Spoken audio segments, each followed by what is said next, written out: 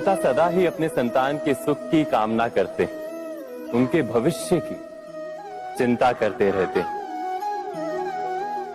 इसी कारणवश सदा ही अपने संतानों के भविष्य का मार्ग स्वयं निश्चित करने का प्रयत्न करते रहते। जिस मार्ग पर पिता स्वयं चला है, जिस मार्ग के कंकर पत्थर को स्वयं देखा है, मार्ग की छाया, मार्ग की धूप को स्वयं जाना है, उसी मार्ग पर उसका पुत्र भी चले, यही इच्छा रहती है हर पिता की। निस्संदेह उत्तम भावना है ये, किंतु 3 प्रश्नों के ऊपर विचार करना हम भूल ही जाते। कौन से प्रश्न? प्रथम प्रश्न, क्या समय के साथ प्रत्येक मार्ग बदल नहीं जाते? क्या समय सदा ही नई चुनौतियों को लेकर नहीं आता? तो फिर बीते हुए समय के अनुभव नई पीढ़ी को किस प्रकार लाभ दे सकते हैं? दूसरा प्रश्न, क्या प्रत्येक संतान अपने माता पिता की छवि होता है? हाँ, संतानों को संस्कार तो अवश्य माता पिता देते हैं, किंतु भीतर की क्षमता तो ईश्वर देते हैं। तो जिस मार्ग पर पिता को सफलता मिली है, विश्वास है कि उसी मार्ग पर उसकी संतानों को भी सफलता और सुख प्राप्त होगा। तीसरा प्रश्न, क्या जीवन के संघर्ष और चुनौतियां लाभकारी नहीं होती? क्या प्रत्येक नया प्रश्न एक नए उत्तर का द्वार नहीं खोलता? तो फिर संतानों को नए नए प्रश्नों, संघर्षों और चुनौतियों से दूर रखना, ये उनके लिए लाभ करना कहलाएगा या हानि पहुंचाना? अर्थात जिस प्रकार संतान के भविष्य का निर्माण करने के बदले उसके चरित्र का निर्माण करना श्रेष्ठ है, वैसे ही संतानों के जीवन का मार्ग निश्चित करने के बदले उन्हें नए संघर्षों के साथ जूझने के लिए मनोबल व ज्ञान देना अधिक लाभदायक नहीं होगा? स्वयं विचार कीजिए। मनुष्य की सबसे बड़ी दुर्बलता क्या होती है? सोचिए। धन, प्रेम, अहंकार। मनुष्य की सबसे बड़ी दुर्बलता होती है उसके रहस्य। चाहे आप कितने भी शक्तिशाली क्यों ना हो, कितने भी प्रबल क्यों ना हो, परंतु उसके रहस्य उसके नाश की चाबी होती है। इसलिए यदि प्रबल रहना है, शक्तिशाली रहना है, समर्थ रहना है, तो अपने रहस्य को किसी को भी ना बताएं, ना मित्र को और ना ही शत्रु को, क्योंकि समय पड़ने पर कब कौन शत्रु हो जाए ऐसा कहना संभव नहीं। विभीषण को रावण के अमृत कुंड का ज्ञात था, इसीलिए प्रभु श्री राम रावण का वध करने में सफल हो सके। इसलिए उचित यही है कि आप अपने रहस्य को स्वयं तक ही सीमित रखें। मनुष्य जीवन की परीक्षा में सफल होने के लिए क्या नहीं करता? वो परिश्रम करता है, दौड़ भाग करता है, और ये सब करने के पश्चात भी जब उसका काम नहीं बनता तो वो नकल करता है ना? तनिक लौटिए अपने बचपन में, स्मरण कीजिए अपने बचपन की स्मृतियों का। क्या स्मरण हुआ? विद्यालय में जब आप परीक्षा देने जाते थे तो क्या होता था? आप ना सहे, परंतु कोई ना कोई सफलता पाने के लिए नकल करता ही था और उत्तीर्ण भी हो जाता था, है ना? परंतु जीवन की परीक्षा ऐसी नहीं होती। नकल करने वाला सफल नहीं होता। कारण विद्यालय में सबके प्रश्न पत्र एक होते थे, परंतु जीवन के प्रश्न पत्र और उनकी कठिनाई सबके लिए भिन्न होती, तो निश्चित रूप से उनके उत्तर भी भिन्न होंगे ना। इसलिए यदि आपको जीवन में सफलता पानी है तो नकल ना कीजिए, स्वयं के प्रश्नों का उत्तर स्वयं ढूंढिए और सफलता आपकी ही होगी। मनुष्य का जीवन हार और जीत विजय और पराजय, सफलता और असफलता के मध्य झूलता रहता है। आपके साथ भी ऐसा होता होगा, है ना?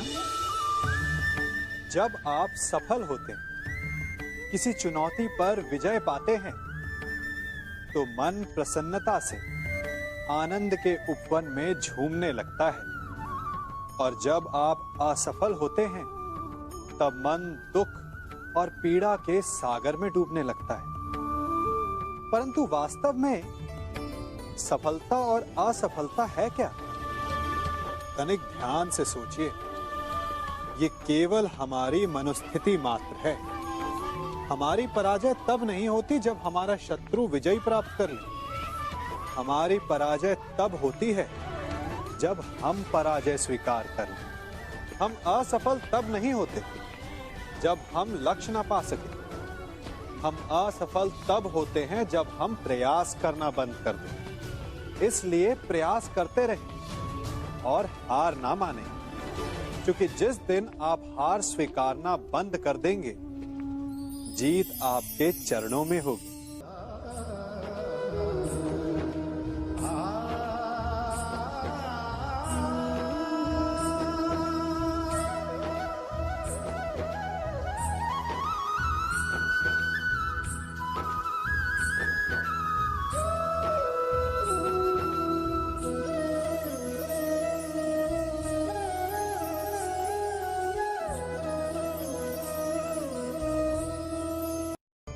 आप सबने बरगद के वृक्ष को तो देखा ही होगा।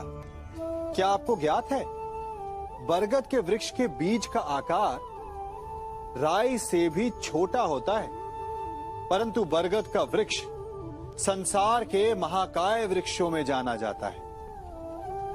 जब उसका जन्म होता है, तब उसमें वो जटाएं, वो शाखाएं नहीं होती, परंतु जैसे जैसे उसका विस्तार होता है, जैसे जैसे वो अधिक शाखाओं का भार उठाता है, अधिक पत्तियों का सृजन करता है, वैसे वैसे उसकी शाखाएं जटाएं बनकर जड़ तक पहुंचती है और इस वृक्ष को सहारा देती है। ये जीवन का बहुत महत्वपूर्ण पथ है।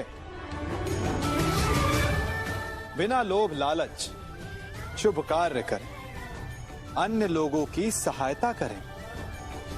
धीरे धीरे आपने जिनकी सहायता की, वो आपके सहायक बनते जाएंगे, आपकी जड़ों को और बलशाली बनाएंगे, आयु, मान और आकार बढ़ाएंगे।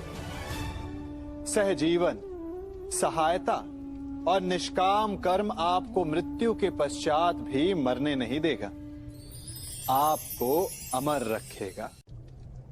हमारा शरीर प्रकृति का एक महान आविष्कार है। इससे जटिल संरचना संसार में और कोई नहीं। हमारा शरीर जितना जटिल है, यदि इसे ठीक से जाना जाए, तो इससे अधिक सरल ज्ञान देने वाला और कोई नहीं। हमारे शरीर में 5 इंद्रियां होती हैं, जो हमें भाव, गुण और वस्तुओं का बोध कराती हैं। हमारे पास आंखें हैं, नाक है, स्पर्श के लिए त्वचा है, कान है और जीभा है। सबका भिन्न भिन्न कार्य है। आंखों से देखना, कानों से सुनना, नथनों से श्वास लेना, त्वचा से स्पर्श करना और जीभा से स्वाद लेना। परंतु क्या आपने कभी सोचा कि प्रकृति ने हमें 2 आंखें दी, 2 नथने दी, 2 कान दी, स्पर्श के लिए ये पूरा शरीर दिया, परंतु जीभा केवल 1 दी? ऐसा क्यों? क्योंकि प्रकृति चाहती है कि हम देखें अधिक, सुने अधिक और ज्ञान अधिक अर्जित करें, बोले कम। क्योंकि अधिक वाचाल नाश को निमंत्रण देता है। स्मरण रखिएगा।